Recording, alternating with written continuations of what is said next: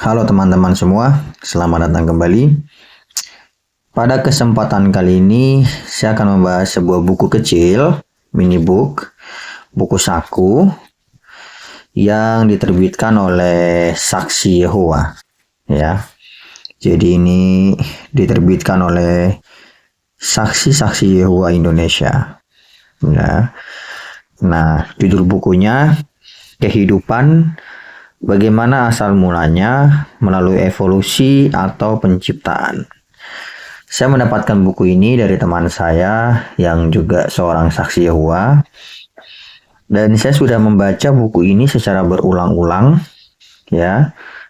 Sebagai seorang yang akrab dengan kajian filsafat agama, saya tidak menemukan adanya argumen-argumen baru dari buku ini, ya. Argumen dalam buku ini umumnya didasarkan pada apa yang disebut sebagai desain argumen, ya, atau argumen rancangan cerdas. Jadi mereka menggunakan argumen rancangan cerdas dalam artian atau yang biasa disebut fine tuning argumen, ya, argumen ketertataan alam. Jadi soal bagaimana alam ini begitu tertata dan begitu rapi sehingga ada kecerdasan di balik alam semesta ini dan sebagainya, kayak gitu. Dengan analogi yang seperti komputer, rumah, atau apa segala macam. Nah, cuma dalam video kali ini saya akan memberikan 3 catatan penting terkait buku ini. Yang pertama adalah buku ini sebenarnya terjebak dalam apa yang disebut dengan namanya false dichotomy atau pembagian atau dikotomi yang semu. Maksudnya bagaimana? Dalam artian gini, false dichotomy itu kan kesalahan berpikir yang mengatakan hanya ada 2 opsi yang bisa kamu pilih, di mana kamu nggak bisa memilih selain 2 opsi tersebut. Kalau nggak milih A, berarti kamu milih B. Kalau nggak milih B, berarti kamu milih A, kayak gitu. Nggak ada opsi alternatif lain, kayak gitu. Itu disebut dengan false dichotomy. Nah, buku ini terjebak dalam false dichotomy seperti itu, di mana kalau kita menerima evolusi, berarti kita harus menentang penciptaan, atau kalau kita menerima penciptaan, kita harus menentang evolusi. Nah, ini buku itu seperti ini, ya. Jadi seolah-olah evolusi dan penciptaan itu adalah sesuatu yang tidak bisa didamaikan, sehingga kita harus memilih salah satu. Ya, padahal sebenarnya evolusi dan penciptaan tidak secara serta-merta bertentangan, ya. Misalnya kita bisa mengandaikan adanya Tuhan dan kemudian Tuhan menciptakan keanekaragaman hayati yang ada saat ini melalui evolusi yang bertahap. Itu kan juga mungkin saja, kan? Ya. Kalau manusia dari tanah saja adalah hal yang mungkin bagi para teis secara umum, terutama teis Abrahamik secara khusus, dan lebih khusus lagi buat teman-teman saksi Yehova, seharusnya manusia dari keanekaragaman hayati dan manusia dan keanekaragaman hayati sekarang dari evolusi yang bertahap itu juga hal yang mungkin saja, gitu. Dan Tuhan, kalaupun ada, beliau memutuskan untuk menciptakan keanekaragaman hayati yang ada sekarang melalui evolusi yang bertahap. Jadi ya sebenarnya tidak bertentangan antara penciptaan dengan evolusi itu sendiri. Orang bisa menerima penciptaan dengan evolusi, di mana ya Tuhan menggunakan evolusi untuk menciptakan keanekaragaman hayati yang ada sekarang. Itu hal yang sebenarnya tidak bertentangan, ya. Banyak teis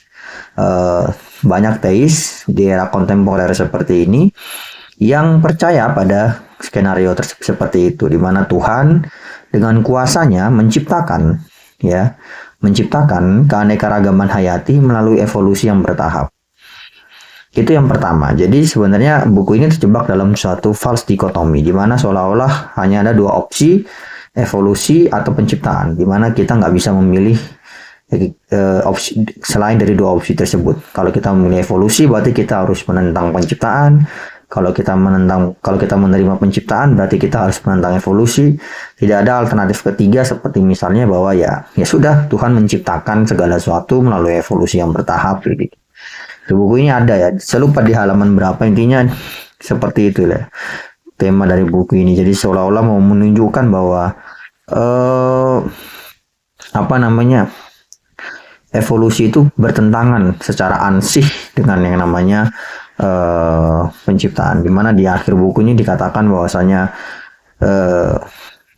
tidak manusia tidak dari binatang, terus kemudian ada bagian-bagian dari buku inilah ya yang intinya mengatakan bahwasanya evolusi dan penciptaan itu tidak mungkin berjalan berbarengan.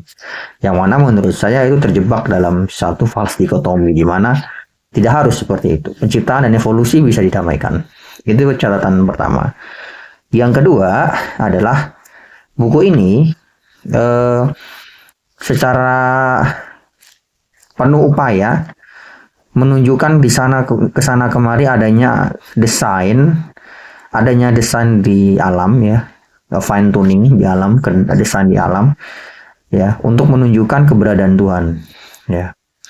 Dan ada satu bagian, saya lupa di bagian mana begitu ya dari buku ini, di mana buku ini nih menyatakan bahwasanya evolusi itu sesuatu yang tidak ilmiah karena tidak bisa dibuktikan atau tidak bisa diempirikan, tidak empiris, tidak bisa uji cobakan di laboratorium.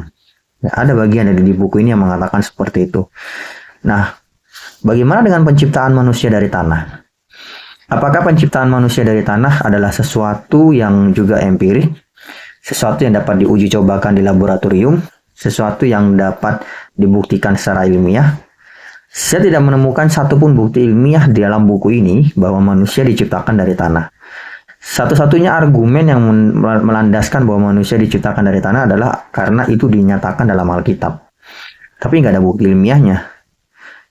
Maksudku buku ini penuh dengan bukti-bukti yang menunjukkan bahwa evolusi itu mustahil ada, karena evolusi itu nggak ilmiah dan sebagainya, dan karenanya tidak layak untuk diterima atau ditolak atau harusnya ditolak.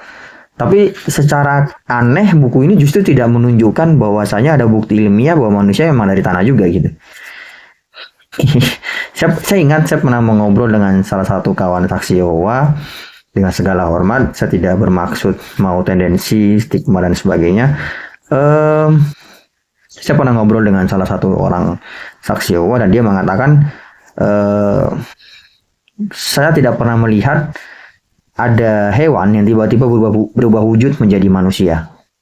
Ya, jadi dia mengatakan seperti itu untuk kemudian menolak evolusi. Jadi dia mengatakan evolusi itu mustahil karena dia nggak pernah melihat dalam kehidupan sehari-hari ada hewan jadi manusia.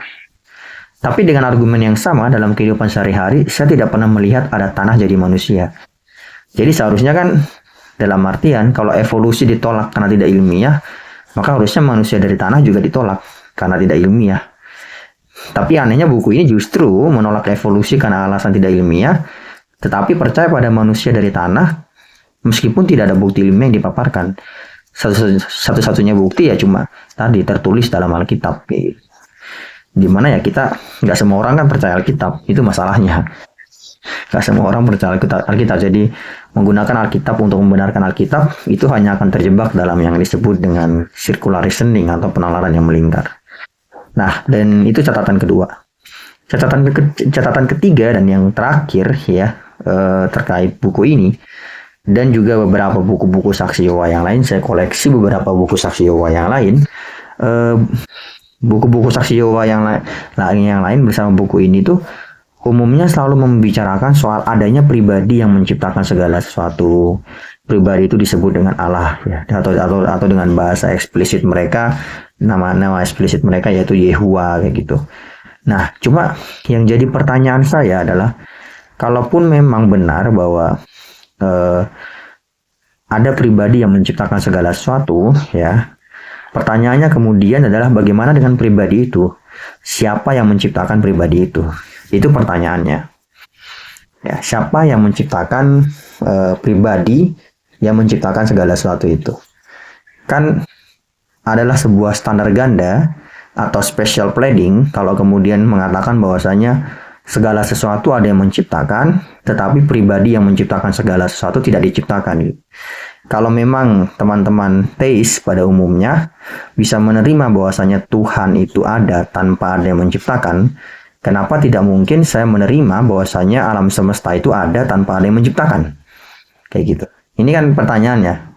Kalau teman-teman teis secara umum, Abrahamik secara khusus, dan lebih khusus lagi teman-teman saksi Yehova, bisa menerima bahwasanya Tuhan itu tidak diciptakan, ya, tidak memiliki permulaan, tidak memiliki akhir, begitu. Lantas kenapa mustahil kalau kemudian saya tidak kalau saya kemudian menerima bahwasanya alam semesta itu adalah sesuatu yang tidak memiliki permulaan, tidak memiliki akhir, kekal. Ya intinya kalau teman-teman dari saksi saja bisa menerima, atau teman-teman dari teis secara umum bisa menerima adanya Tuhan yang kekal dan abadi, kenapa saya tidak bisa menerima adanya alam yang kekal dan abadi? Kayak gitu. Itu pertanyaannya. Ya. Dan merupakan catatan ketiga dari buku ini. Dimana buku ini nggak ngebahas itu gitu. Oke, buku ini menggunakan argumen fine tuning, ya, argumen terdesainnya alam gitu ya, untuk kemudian dimana saya akrab sekali dengan argumen seperti itu dalam kajian filsafat agama, fine tuning argumen, dimana segala sesuatu tampak terstruktur, rapi dan sebagainya, menunjukkan adanya pribadi cerdas yang menciptakan itu dan sebagainya. Tapi bagaimana dengan pribadi itu gitu loh? Apakah pribadi itu sendiri diciptakan atau tidak? Kalau pribadi itu tidak diciptakan, lantas kenapa saya tidak bisa mengatakan bahwasanya alam semesta itu sendiri tidak diciptakan gitu? Ya gitu. Kalau kemudian dikatakan bahwasanya mustahil alam semesta tidak diciptakan, pertanyaannya adalah apa mustahilnya alam semesta tidak diciptakan? Kan sebagaimana teman-teman bisa menerima adanya Tuhan yang tidak diciptakan, saya juga bisa dong menerima adanya alam semesta yang tidak diciptakan. Itu catatan saya atas buku Kehidupan, bagaimana asal mulanya melalui evolusi atau penciptaan, yang diterbitkan oleh yang diterbitkan oleh Saksi-Saksi Yehova Indonesia. Terima kasih.